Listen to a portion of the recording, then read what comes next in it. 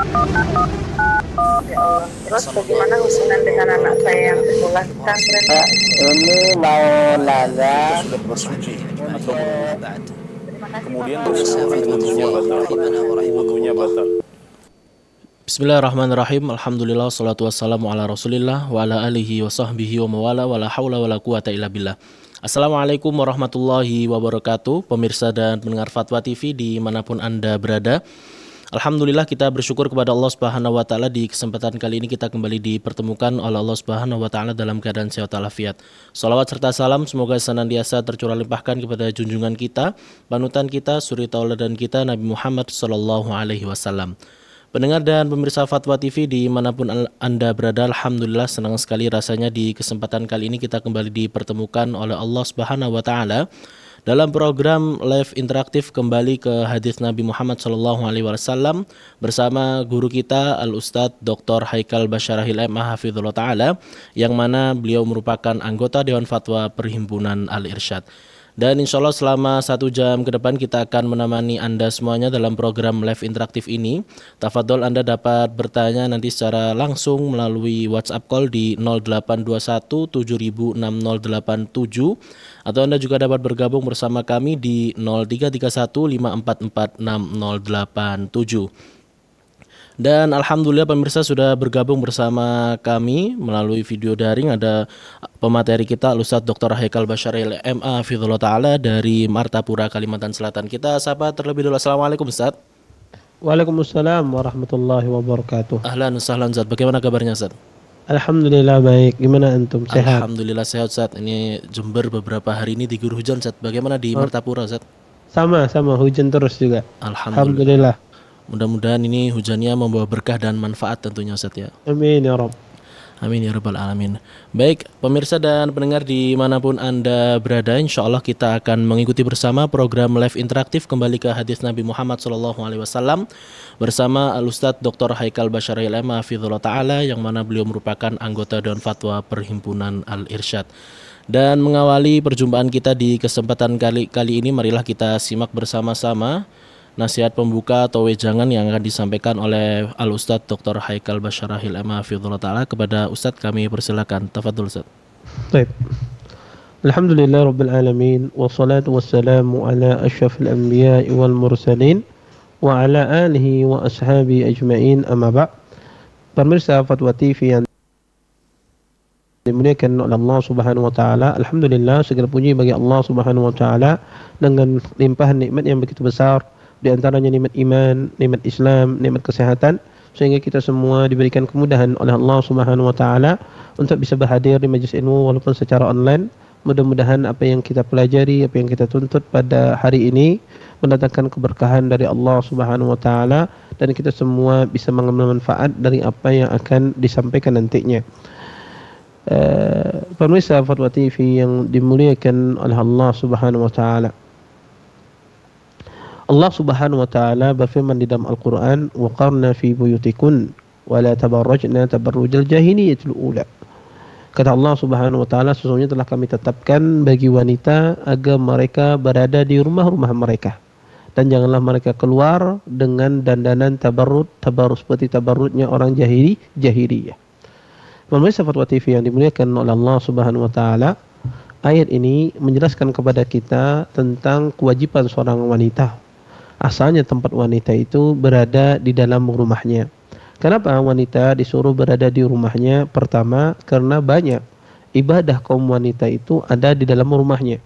Dari berkhidmat untuk suaminya, mengurus anaknya, kemudian mengurus rumahnya, ya, dari ibadahnya, sholat. Maka sebaik-baik wanita itu sholat adalah di rumahnya, dari membaca Al-Quranul Karim, dan itu semuanya kebanyakan terletak di rumah. Maka Allah Subhanahu wa taala kenapa menyuruh wanita untuk senantiasa berada di rumahnya? Pertama, karena ibadah wanita itu banyak berada di rumahnya. Mafhumnya adalah ketika wanita itu sering tidak berada di rumahnya, sering meninggalkan rumahnya, maka banyak tentu saja ibadah-ibadah itu tidak dikerjakan. Ibadah-ibadah itu ditinggalkan. Sehingga Ini menjadikan wanita tersebut mungkin jauh dari Allah Subhanahu wa taala. Bisa jadi hatinya kering, hatinya gelisah, hatinya penuh ketakutan. Kenapa? Karena dia jauh dari Allah Subhanahu wa taala. Kemudian yang kedua, pemirsa Fatwa TV yang dimuliakan oleh Allah Subhanahu wa taala, kenapa wanita itu disuruh untuk berada di rumahnya?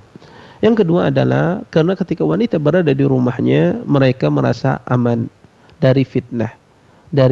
Fitnah.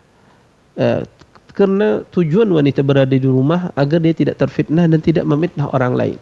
Kalaulah seandainya wanita itu sering keluar dari rumahnya, ya maka akan dilihat oleh banyak laki-laki. Bisa jadi wanita itu yang terfitnah atau laki-laki yang melihatnya terfitnah dengan wanita tersebut. Sehingga keberadaan wanita di rumah ini menyelamatkan dirinya dan menyelamatkan orang-orang yang ada di sekitarnya. Tetapi alangkah sedihnya kita pada zaman sekarang ini, betul banyak wanita kadang berada di rumahnya, tetapi subhanallah, tapi ketika dia berada di rumahnya seolah-olah dia berada di alam luar yang bebas. Dia berselancar di dunia maya, berselancar di dunia medsos, dia posting bentuk tubuhnya, dia posting pakaiannya, dia posting dia tempat makannya, dia makan bersama suaminya dan seterusnya. Yang mana hal semacam ini mengundang fitnah banyak orang, dan ini lebih berbahaya lagi sebetulnya. Dan ini lebih berbahaya lagi, menjadikan orang banyak terfitnah. Dan ini hati-hati. Hendaknya para akhwat, ya, para wanita bertakwa kepada Allah Subhanahu wa taala. Ketika mereka memposting ya tubuh mereka, memposting hatta di mereka pakai jilbab, walaupun pakai cadar, kemudian mereka posting di Instagram, Facebook dan semisalnya, dan dilihat oleh laki-laki yang tidak halal untuk melihatnya. Hati-hati, bisa jadi Anda membawa dosa jariyah, dosa yang terus mengalir, dosanya sampai Anda meninggal. Kenapa? Bisa jadi orang melihat Anda tergila-gila, kemudian diterjumus pada perbuatan zina dan Anda penyebabnya. Hati-hati, dan Anda mendapatkan dosa tersebut. Maka ya hendaknya para wanita itu bertakwa kepada Allah Subhanahu wa taala. Jangan sampai ada tubuhnya diketahui oleh orang lain. Jangan sampai ya tubuhnya dinikmati ya oleh laki-laki yang tidak halal melihat bagian dari tubuhnya, bagian kecantikannya, bagian keanggunannya. Biarkan kecantikan Anda, keanggunan Anda dinikmati oleh suami Anda, tidak dinikmati oleh orang laki-laki lain. Makanya Allah Subhanahu wa taala menyuruh para kaum wanita agar mereka berada di rumahnya, tidak hanya sekedar berada di rumah, tapi juga mereka harus menutup pintu-pintu fitnah. Bukan berarti Anda berada di rumah Anda bisa bebas berselancar ke sana kemari, Anda posting tubuh Anda posting baju Anda, berpakaian Anda, enggak. Dan itu tentu saja jauh dari adab-adab keislaman, dan itu bahkan menimbulkan fitnah yang bisa sangat dahsyat pada kaum pria. Oleh karena itu penting bagi para wanita untuk menutup dirinya. Semakin wanita itu tertutup, semakin dia tidak dikenal, maka semakin bagus wanita tersebut, semakin mulia dia, semakin dia dimuliakan oleh Allah Subhanahu wa taala. Mungkin ini yang bisa saya sampaikan, mudah-mudahan bermanfaat. Saya kembalikan kepada pembawa acara di studio. Baik Ustaz, jazakumullahu khairan katsiran Ustaz atas nasihat pembukanya di kesempatan kali ini. Mudah-mudahan dapat memberikan manfaat untuk kita semuanya, utamanya kaum wanita dan tentunya juga kaum pria dimanapun berada. Pemirsa dan pendengar Fatwa TV dimanapun Anda berada, saat ini Anda sedang menyaksikan program live interaktif Kembali ke Hadis Nabi Muhammad SAW bersama guru kita Al-Ustadz Dr. Haikal Basyarahil M. Hafizullah Ta'ala, yang mana beliau merupakan anggota Dewan Fatwa Perhimpunan Al-Irsyad.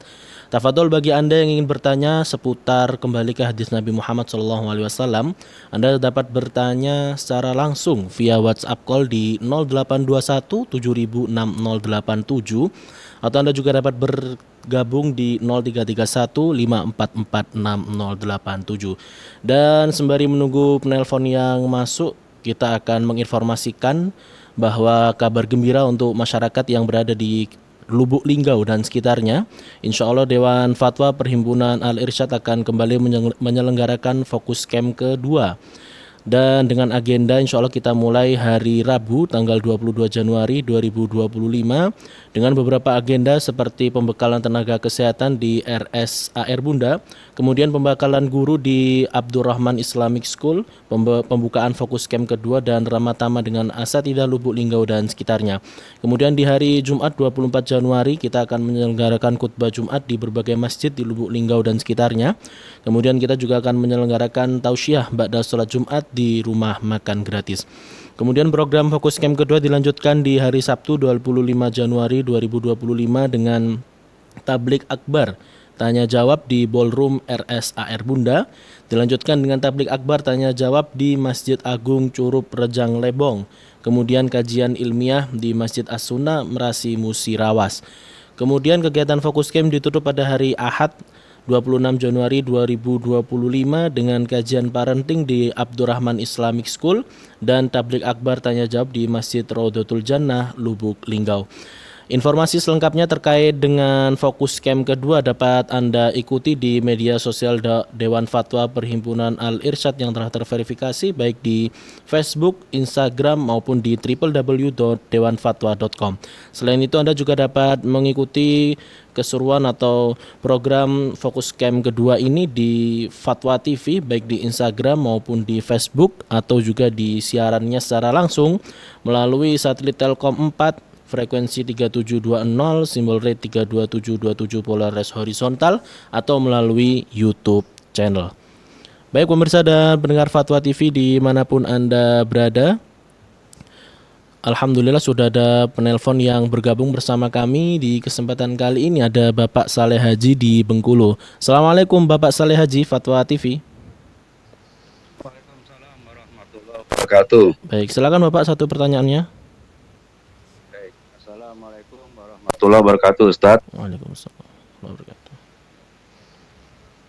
Ustaz, kalau kita ingin memulai melakukan satu aktivitas begitu, aktivitas apapun juga, apakah disunahkan didahului dengan mengucapkan Bismillah dan diakhiri dengan mengucapkan Alhamdulillah. Baik.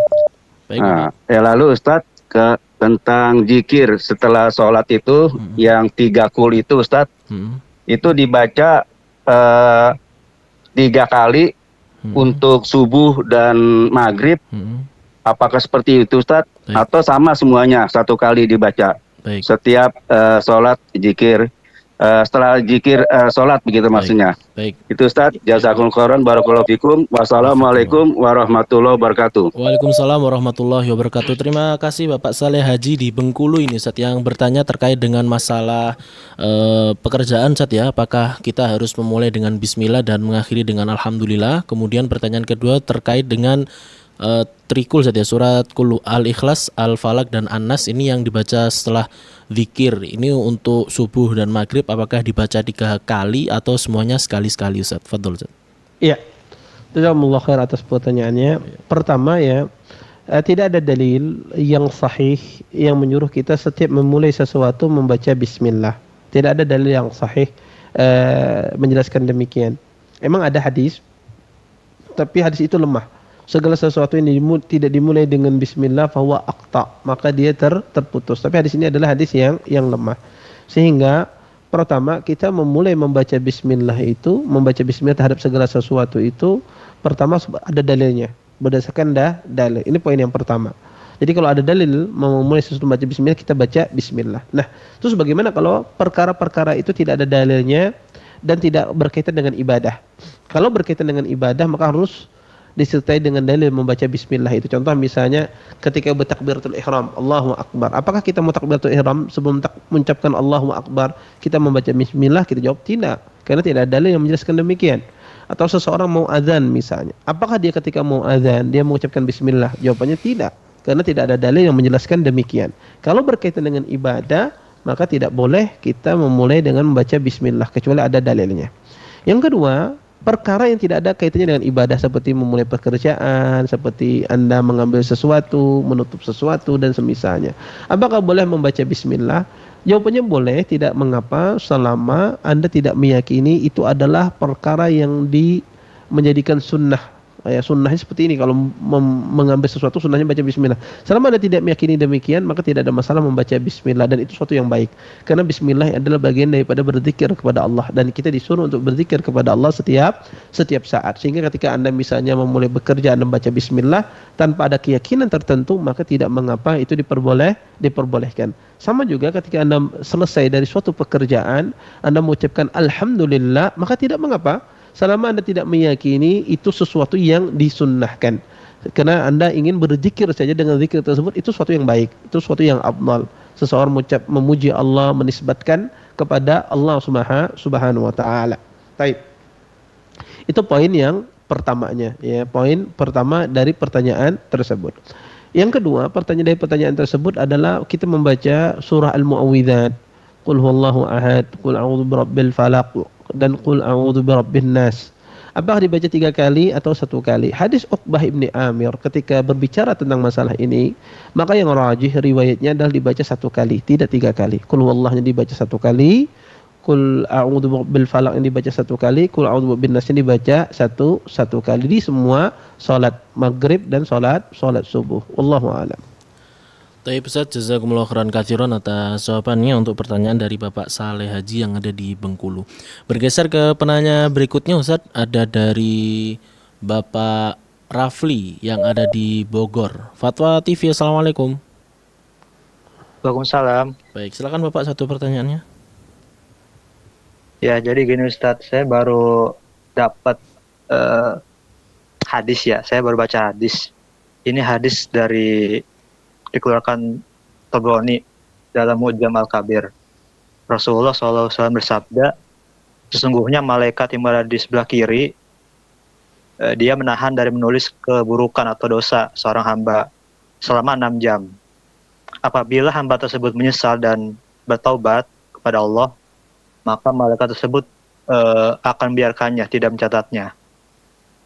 Akan tapi jika tidak bertaubat, maka dosa tersebut akan dicatat sebagai satu kesalahan.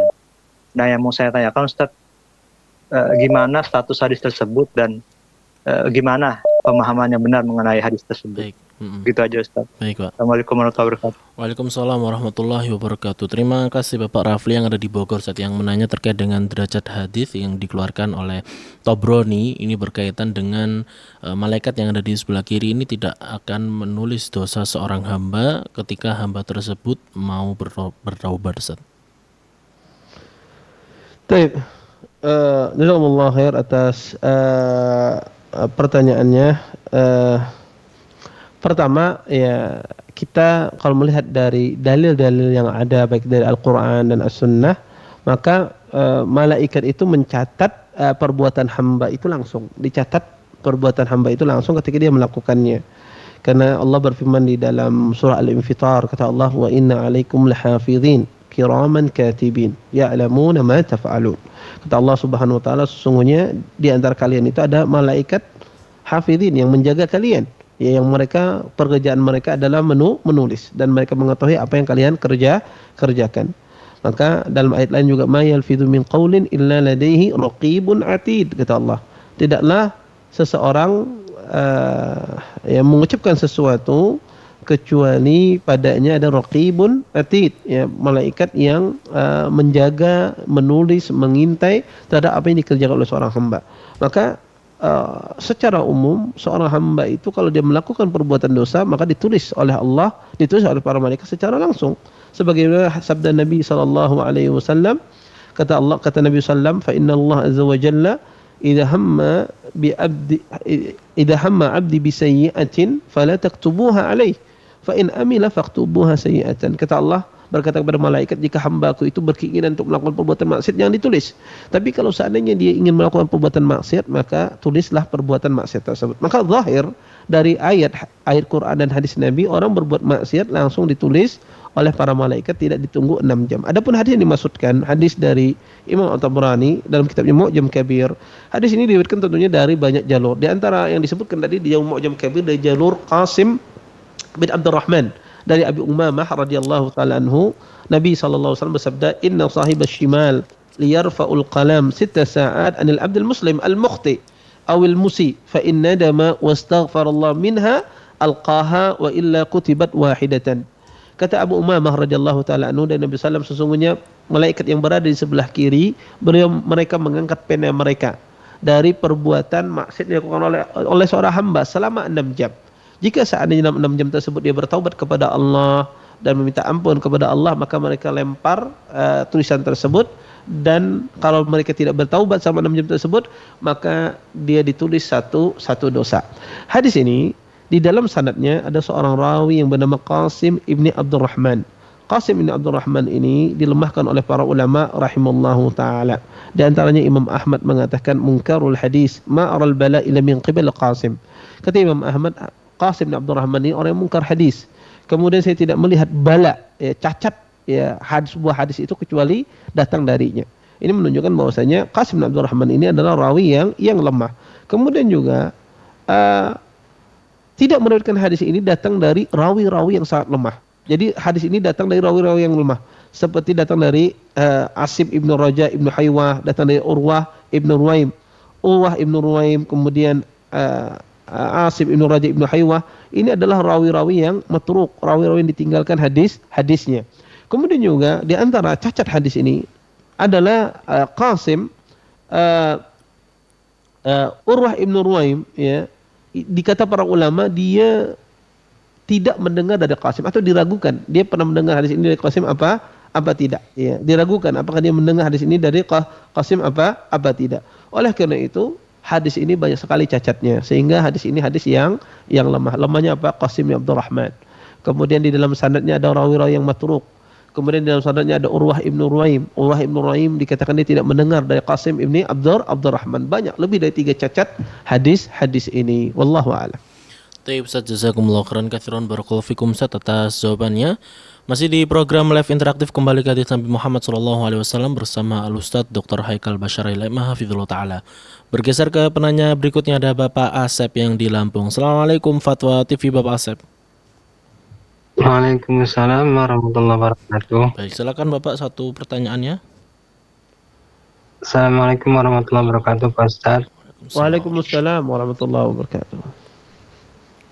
Ini Pak Ustaz, apa hukumnya Pak Ustaz ya? Apakah apa hukumnya haram kalau kita menjual buah pala gitu Pak Ustaz? Katanya buah pala ini kalau dikonsumsi banyak akan memabukkan gitu Pak Ustaz. Baik Bapak. Kalau sedikit enggak gitu Pak Ustaz. Apakah haram, boleh apa enggak gitu kalau kita menjual buah pala gitu Pak Ustaz? Baik Kalau kita Bapak. bertani itu aja Pak Ustaz. Jazakallahu khairan. Assalamualaikum warahmatullahi wabarakatuh. Waalaikumsalam warahmatullahi wabarakatuh. Terima kasih Bapak Asep yang ada di Lampung. Ini yang bertanya terkait dengan bagaimana hukum menjual buah pala Ustaz ya. Karena buah pala ini katanya jika dikonsumsi terlalu banyak akan memabukkan.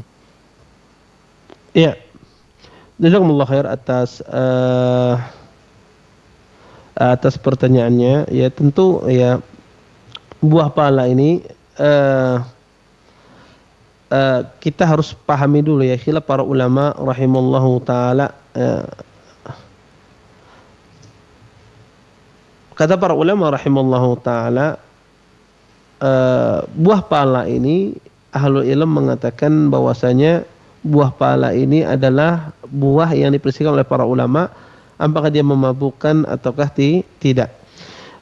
Terjadi khilaf di kalangan ahlul ilm dalam masalah ini. Sebagian ulama mengatakan bahwasanya buah pala ini ya buah yang memabukkan ya kalau dikonsumsi dengan jumlah yang besar, Tapi kalau tidak dikonsumsi dengan jumlah yang besar, sebagian ahlul ilm mengatakan tidak ya. Berdasarkan ini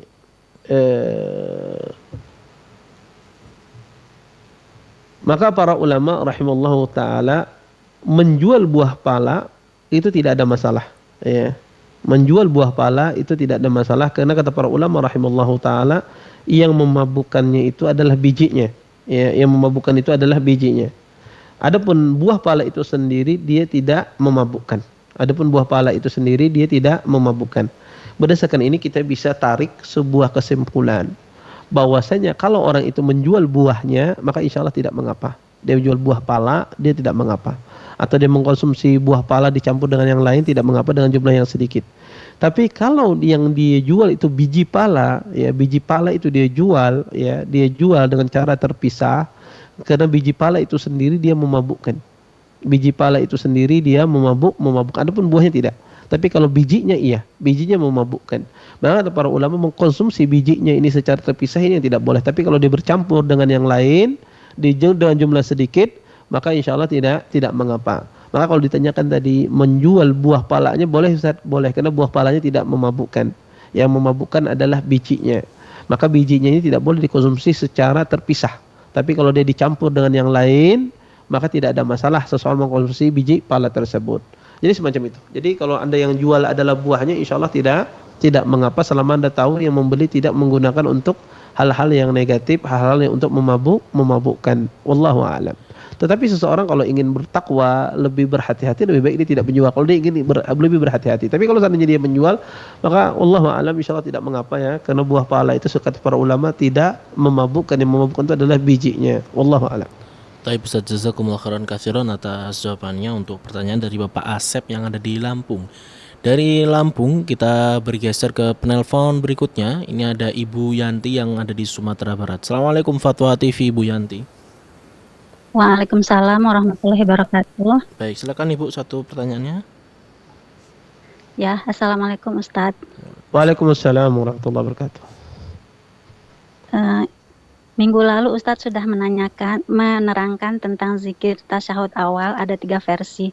Misalnya at-tahiyatu al-mubarakat as-salawatu thayyibatulillah.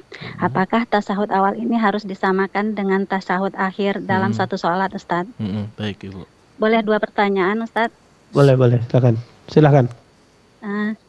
Tentang doa Allahumma qini azabak yauma tab'atsu ibadak. Jika kita meyakini dibaca setelah sholat, apakah bacaannya sunnahnya 3 kali, Ustadz?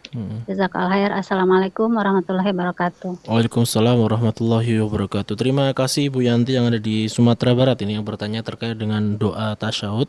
Apakah harus sama antara di awal dan di akhir, serta doa yang kedua tadi harus dibaca sekali atau 3 kali, Ustaz? Fadhil, Ustaz. Baik. Pertama ya tentang masalah bacaan tasyahud. Bacaan tasyahud awal dan tasyahud akhir itu sama, tidak ada bedanya. Tapi bedanya adalah cuma di selawat. Di tasyahud awal tidak ada selawat, di tasyahud akhir ada selawat. Sehingga apa yang Anda baca di tasyahud awal Anda baca juga di tasyahud akhir, tapi bedanya adalah ditambahkan dengan selawat. Dan insya Allah nanti sore ini kita akan jelaskan nanti bacaan tasyahud akhir ya, sampai ucapan salam apa sebagaimana. Dan insya Allah nanti pada sore hari nanti kita jelaskan ini ya, dikir-dikir yang sahih dalam beribadah. Maka ya bedanya cuma itu. Bedanya di tasyahud akhir itu ada salawat dan ada doa. Di tasyahud awal tidak ada salawat dan tidak ada doa. Dia sampai syahadah saja, sampai asyhadu an la ilaha illallah wa asyhadu anna muhammadan abduhu wa rasuluh, sampai di sana. Ya. Adapun di tasyahud akhir dia disambung dengan salawat dan doa. Ya, ini bedanya. Adapun dari awal at-tahiyatulillah sama sampai syahadat itu sama. Kemudian doa ketika mau tidur ya, membaca Allahumma qini adzabak yauma tab'atsu ibadak disebutkan dalam sebuah hadis ya, dibaca 3 kali dalam Sunan Abi Dawud. Maka hadis ini dibacaan pertama bacaan di waktu tidur ya, kemudian kita baca setelah salat, doa setelah salat. Boleh tidak? Boleh, tidak ada masalah. Apakah harus dibaca 3 kali? Tidak harus. Boleh dibaca 1 kali, boleh dibaca 2 kali, 3 kali, tidak mengapa. Karena pada asalnya doa itu tidak ada batasannya, Anda pengulangannya. Boleh Anda ulangi sekali, 2 kali, 3 kali, 4 kali, 5 kali, tidak mengapa. Ya. Yang penting Anda tidak meyakini bahwasanya sunnahnya diulang 3 kali, dan Anda tidak meyakini adalah doa yang sunnah dibaca setelah tasyahud. Selama tidak keyakinan itu tidak ada masalah. Anda baca doa ini kemudian Anda ulang berkali-kali pun tidak mengapa. Wallahu a'lam. Baik, jazakumullah khairan katsiran atas jawabannya untuk Ibu Yandi yang ada di Sumatera Barat. Kita bergeser ke penanya berikutnya pemirsa dan pendengar Fatwa TV dimanapun Anda berada. Ada Ibu Iis yang sudah menunggu di line telepon. Assalamualaikum Fatwa TV, Ibu Iis. Waalaikumsalam warahmatullahi wabarakatuh. Silakan Ibu, satu pertanyaannya. Assalamualaikum Ustaz. Waalaikumsalam warahmatullahi wabarakatuh. Ya. Begini, di lingkungan saya itu sekarang lagi semarak merayakan Rajaban ya. Itu hampir banyak yang memberi sumbangan-sumbangan, entah itu makanan atau uang gitu. Nah, tapi saya tidak ikut gitu. Tapi setelah lagi dirayakannya itu saya dibagi makanan gitu, Ustaz. Apakah itu makanan itu baik buat saya atau tidak gitu? Baik. Jazakallah khairan. Assalamualaikum warahmatullahi wabarakatuh, Ustaz. Waalaikumsalam warahmatullahi wabarakatuh. Terima kasih Bu Iis yang ada di Bandung ini yang bertanya terkait dengan bagaimana jika kita menerima makanan dari perayaan Rajaban ini, apakah kita boleh memakannya atau baik atau tidak jika kita menerimanya. Fadhol Ustaz. Ya, jazakumullah khair atas pertanyaannya. Jadi ada acara-acara yang misalnya tidak syar'i, tidak tentunya di dalam Islam. Maka ini dilihat ada dua macam acara semacam ini. Ada acara itu makanan itu sebagai penyerta, bukan inti dalam acara tersebut. Yang kedua ada acara semacam ini makanan itu intinya, ya. Makanan itu inti, bukan sekedar penyerta, intinya. Maka ini harus dibedakan dua permasalahan ini. Jika makanan itu sebagai dia penyerta saja, intinya bukan makanan, tetapi adalah acaranya, makanan itu sebagai pemanisnya saja, penyertanya saja, bukan inti dari hal itu, maka ketika Anda dikasih makanan semacam ini, maka insya Allah tidak mengapa Anda menerimanya. Tidak mengapa Anda menerimanya. Tapi kalau seandainya acara makanan itu emang dibikin untuk acara ini, kalau tidak ada makanan tidak jalan acara ini, maka ini betul-betul makanan ini dibikin sebagai inti dari acara tersebut, maka ketika kita dikasih, asalnya kita menolak. Asalnya kita menolak. Tetapi kalau seandainya kita menolak, menimbulkan misalnya mudarat pada diri kita, menimbulkan mudarat, dikucilkan di kampung, dituduh macam-macam misalnya, maka tidak ada masalah kata para ulama Anda menerimanya, Anda memakannya. Kalau seandainya itu menimbulkan mudarat, kalau Anda menolak. Tapi kalau seandainya tidak menimbulkan mudarat, maka afdalnya kita tolak. Ya, afdalnya kita menolaknya. Kalau seandainya tidak menimbulkan mudarat. Jadi dilihat tadi, apakah makanan itu inti dari acara tersebut atau tidak. Kalau dia bukan inti dari acara tersebut, maka tidak ada masalah Anda menerima. Tapi kalau dia inti dari acara tersebut, artinya acara ini tidak mungkin diadakan kalau tidak ada makanan. Ya, maka berarti makanan itu inti. Sehingga ketika kita dikasih dari sesuatu yang inti tersebut, asalnya kita menolaknya. Kalau seandainya tidak bisa karena akan menimbulkan mudarat dan semisalnya, maka ulama mengatakan kondisi semacam ini diperbolehkan dia menerimanya. Wallahu a'lam. Taib, jazakumullah khairan katsiran atas jawabannya Ustaz untuk pertanyaan dari Ibu Iis yang ada di Bandung. Pemirsa dan pendengar Fatwa TV dimanapun Anda berada, Anda masih mengikuti program live interaktif kembali ke hadis Nabi Muhammad SAW bersama guru kita Al-Ustadz Dr. Haikal Basyarahil M. Hafizullah Ta'ala, yang mana beliau merupakan anggota Dewan Fatwa Perhimpunan Al-Irsyad. Tafadhol Anda dapat bertanya secara langsung di WhatsApp call di 0821 706087. Anda juga dapat bertanya secara langsung di 0331 544 6087. Tafadhol Anda dapat bertanya seputar kembali ke hadis Nabi Muhammad SAW. Baik, alhamdulillah sudah bertanya lagi yang bergabung bersama kami di kesempatan kali ini. Ada Bapak Tulungan yang ada di Sumatera Utara. Assalamualaikum Fatwa TV, Bapak Tulungan. Assalamualaikum warahmatullahi wabarakatuh. Waalaikumsalam warahmatullahi wabarakatuh. Baik, silakan Bapak, satu pertanyaannya. Apakah bisa malaikat mencatat amalan yang di dalam hati kita? Baik. Ada niat kita yang baik. Baik. Apakah cuma amalan yang zohir yang dapat mereka catat?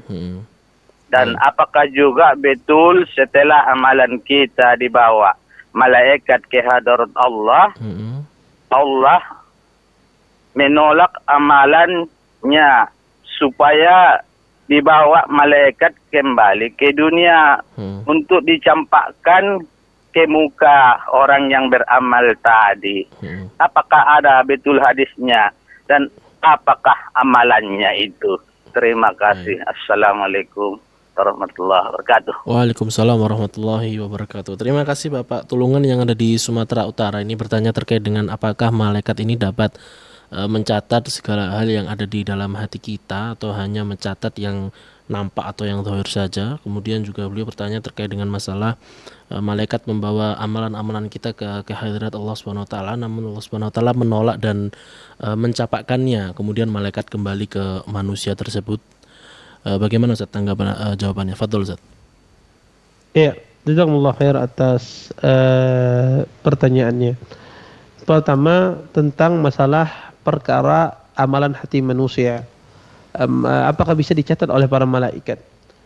Tentu yang perkara hati adalah perkara gaib, Tidak ada yang mengetahui perkara gaib kecuali Allah Subhanahu wa taala. Itu secara asal demikian. Hati ini tidak ada yang mengetahuinya kecuali Allah Subhanahu wa taala. Tapi jadi masalah, ada hadis yang mengatakan man hamma bihasanatin falam ya'malha kutibat lahu hasanah. Kata Nabi SAW, barang siapa yang berkeinginan untuk melakukan sebuah kebaikan, maka ditulis baginya pahala kebaikan tersebut. Tentu berkeinginan ini adalah sesuatu yang ada di dalam hati, sehingga tidak ada yang bisa mengetahuinya. Nah, dalam hadis ini dikatakan kutibat lahu hasanah, ditulis pahala baginya. Maka ini menunjukkan malaikat mencatat sesuatu yang ada dalam hati, padahal malaikat tidak tahu. Kok bisa? Sehingga ada semacam kontradiksi. Para ulama rahimahullah ta'ala berusaha menggabungkan dua kontradiksi ini. Kata mereka pada asalnya malaikat tidak mengetahui perkara gaib. Tetapi di saat hamba itu berkeinginan kebaikan, tidak dia kerjakan, Allah Subhanahu wa taala memberitahukan para malaikat. Allah menginformasikan kepada para malaikat bahwasanya hamba ini melakukan kebaikan dan ingin berilmu, kemudian tidak jadi karena ada sebab tertentu. Maka Allah menyuruh para malaikat untuk mencatatnya. Jadi yang memberitahukan itu siapa? Allah. Mereka tidak tahu, tapi Allah yang mengasih tahu kepada malaikat, mewahyukan kepada malaikat. Ini penafsiran yang pertama. Penafsiran yang kedua adalah para ulama mengatakan bahwasanya malaikat memang tidak tahu perkara gaib. Tapi ketika seorang hamba itu berkeinginan baik kemudian tidak jadi kerjakan, maka Allah berikan pengetahuan, dibukakan sehingga para malaikat bisa mengetahui. Allah yang pada saat itu Allah berikan ilmu kepada malaikat untuk bisa mengetahui apa yang ada dalam hati manusia saat itu. Kemudian setelah itu mereka tidak tahu apa yang ada dalam hati manusia. Ini penafsiran yang kedua. Insya Allah kedua penafsiran ini dekat ya. Intinya hamba itu kalau dia berkeinginan kebaikan, maka malaikat mencatatnya. Entah itu Allah yang memberitahukan ataukah Allah membukakan ilmu untuk malaikat bisa mengetahui pada saat itu kondisi hati manusia. Ya. Kemudian yang kedua tentang masalah amalan, apakah betul malaikat membawa amalan kemudian di hadapan Allah Subhanahu wa taala kemudian Allah campakkan amalan tersebut? Iya. Ada hadis yang demikian. Dan juga ada hadis yang menjelaskan juga malaikat membawa amalan tersebut di hadapan Allah. Kata Allah, "Kaifa ibadi?" Bagaimana hambaku? Kata Allah. Kata malaikat, "Yusallun wa yaqumun." Wahai ya Allah, hambamu salat, melaksanakan salat. Kemudian Allah terima amalan tersebut. Dan ada juga seorang hamba amalannya dibawa oleh malaikat, kemudian Allah campakkan tidak terima amalan hamba tersebut, dan hadisnya sahih, kedua-duanya sahih. Wallahu a'lam. Taib, jazakumullah khairan katsiran Ustaz atas jawabannya untuk Bapak Tulungan yang ada di Sumatera Utara. Kita bergeser ke penanya berikutnya. Ada Bapak Ayub yang ada di Labuhan Batu. Assalamualaikum Fatwa TV, Bapak Ayub. Waalaikumsalam, Pak. Baik, silakan Bapak, satu pertanyaannya. Nah, ini Pak, ini masalah zakat. Kalau zakat fitrah itu boleh nggak kita kasihkan langsung kepada kedua, Ustaz? Ini masalah. Maaf ini Bapak, tadi kurban diserahkan ke siapa? Zakatnya boleh kita serahkan ke siapa? Wah, boleh nggak langsung kita kasihkan ke fakir miskin gitu? Oh, baik. Tetangga kita, apakah saudara kita nggak kita serahkan ke amil zakat gitu? Baik, Pak. Bapak. Nah, kalau zakat fitrah itu ya Pak ya. Baru ini masalah ini, kalau ibadah kurban ini kan kadang kan kita ada gabung sama orang umum gitu di pastu ibadah kurbannya. Jadi boleh nggak kita bagusnya gimana Ustadz ini? Apakah kita berkurban sama panitia kurban terhadap masjid umum atau kita bisa kurban sendiri gitu di rumah gitu Ustadz? Padahal kita kan di sini. Baik Pak. Berarti kurban mandiri gitu Pak ya, maksudnya yang ditanyakan Pak ya?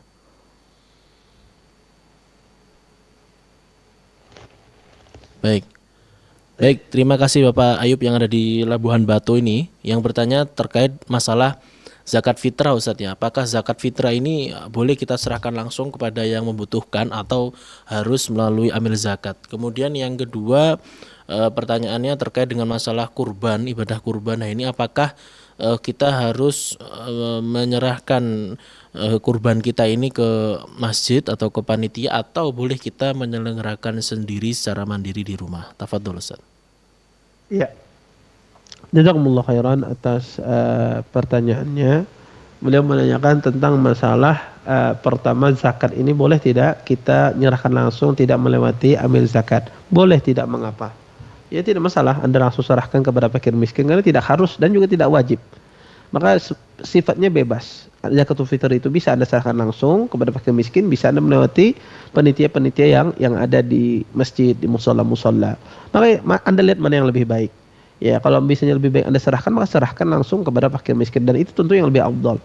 Saya rasa itu lebih afdal. Kenapa? Karena Anda tahu mana yang lebih berhak, mana yang lebih miskin di tempat Anda. Bisa jadi panitia itu tidak ngerti di kondisi di tempat Anda. Maka kalau Anda menyerahkan langsung, saya rasa itu terbaik, karena Anda akan menyerahkan ke orang yang sangat tepat, yang sangat membutuhkan, karena Anda paling paham kondisi orang di sekitar Anda. Kemudian yang kedua, tentang masalah berkorban. Apakah berkorban itu afdalnya sendiri ataukah ikut sama orang?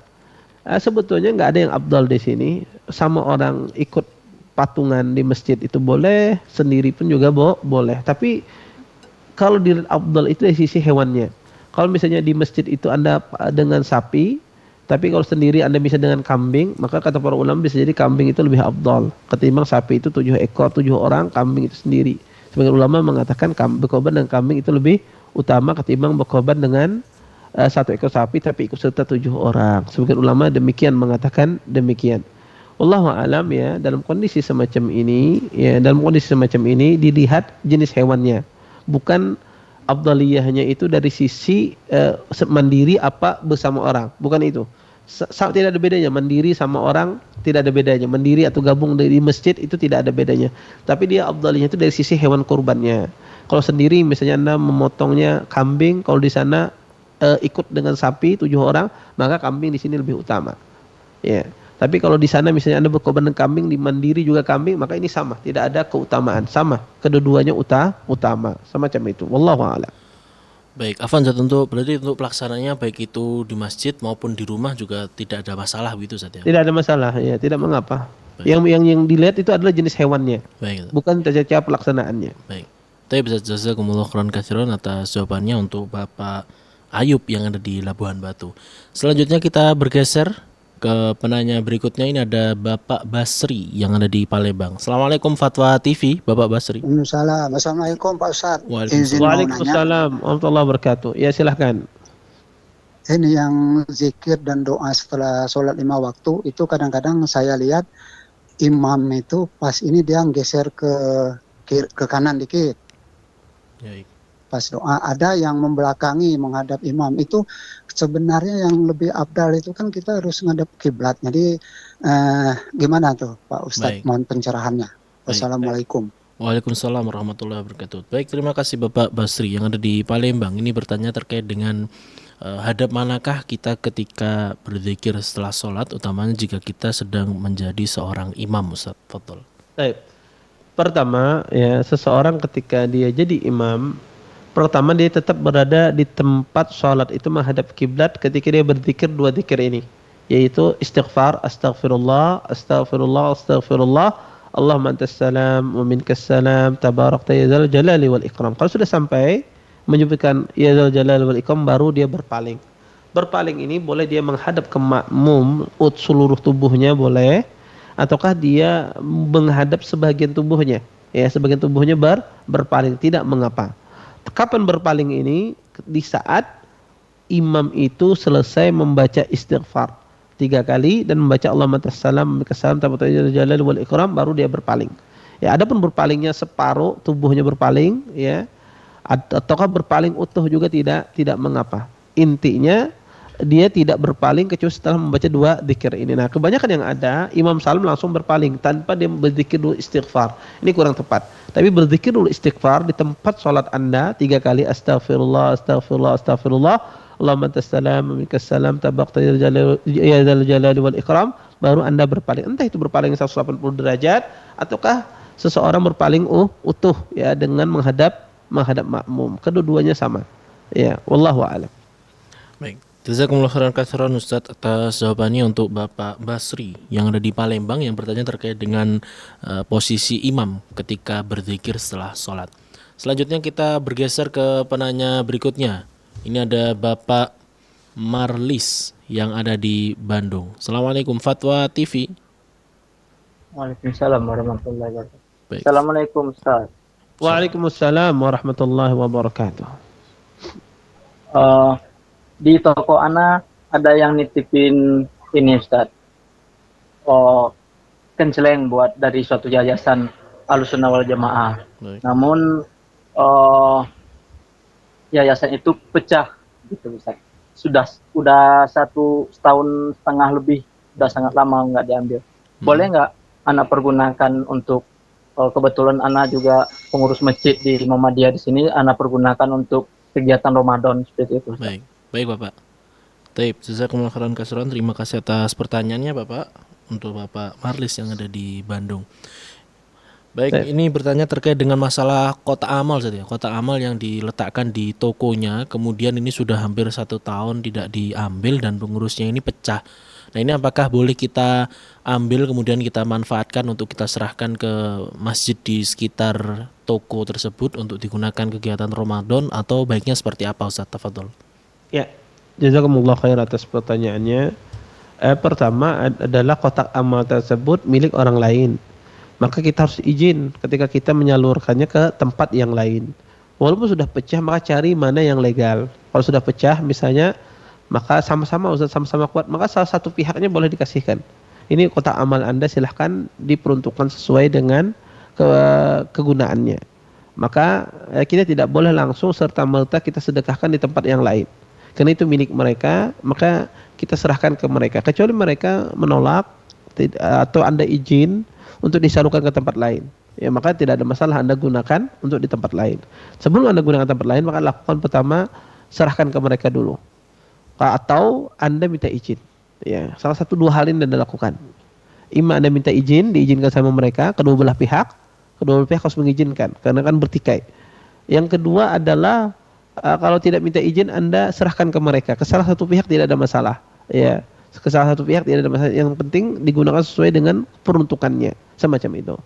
Maka kalau seandainya mereka nolak atau mereka mengizinkan Anda untuk menyedekahkan ke tempat lain, maka tidak mengapa Anda lakukan sedekah di tempat lain dari hasil kotak amal tersebut. Wallahu a'lam. Taib, Ustaz, jazakumullah khairan katsiran Ustaz atas jawaban dari Bapak Marlis yang ada di Bandung, dan pertanyaan dari Bapak Marlis ini tadi sekaligus menjadi pertanyaan terakhir kita di kesempatan kali ini Ustaz. Jazakumullah khairan katsiran kami ucapkan atas ilmu yang baru saja diberikan, semoga dapat memberikan manfaat untuk kita semuanya, dan mudah-mudahan Ustaz beserta keluarga dan tim selalu diberikan kesehatan oleh Allah Subhanahu wa taala. Amin amin ya rabbal alamin. Baik pemirsa dan pendengar Fatwa TV dimanapun Anda berada, baru saja kita lalui bersama program live interaktif kembali ke hadis Nabi Muhammad SAW bersama Al-Ustadz Dr. Haikal Bashar Hil'amah hafizullah ta'ala.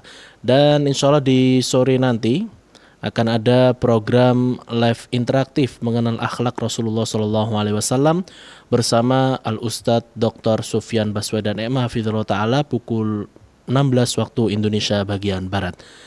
Dan pemirsa dan pendengar dimanapun Anda berada, kembali kami informasikan kabar gembira bagi Anda yang tinggal di Lubuk Linggau dan sekitarnya.